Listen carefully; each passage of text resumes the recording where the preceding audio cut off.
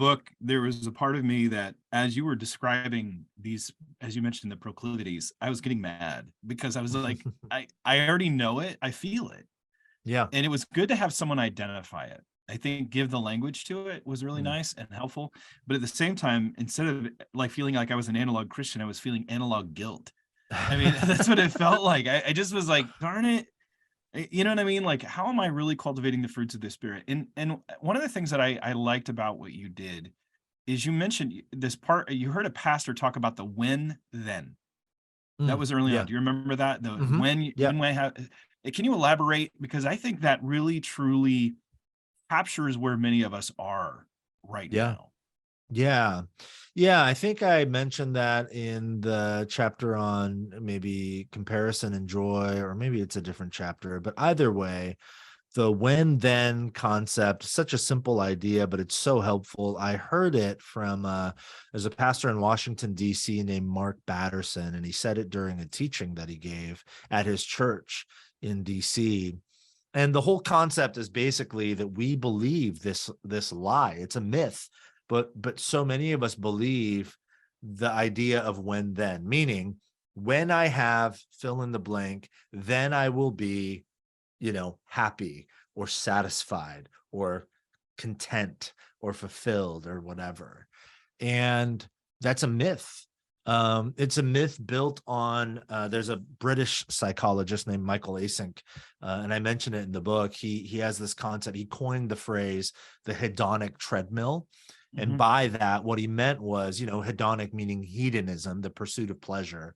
He suggests, he's not a Christian, he's just a psychologist, secular psychologist. He suggests that in the modern Western industrialized world, most people live on a hedonic treadmill, meaning we are constantly chasing pleasure or that which feels good, but it's a treadmill, because when you run on a treadmill, you don't actually get anywhere. You're just constantly running in place. And what he meant was the constant pursuit of pleasure is futile, because you'll never, ever actually reach the sort of contentment that you think the feeling good will offer you. Because the moment you have it, it doesn't feel that good anymore. You got it. And now there's something else. There's another carrot dangling in front of you. And that's the whole concept of when then. And I think, especially in the digital age, with sort of the algorithms propagating and fueling the comparison game. You think about just scrolling your Instagram feed, and whether you know it or not, subconsciously, at least, what is happening is most of us are comparing the mundane, ordinary rhythms of our actual lived lives with the filtered, glossy highlights of everybody else's highlights.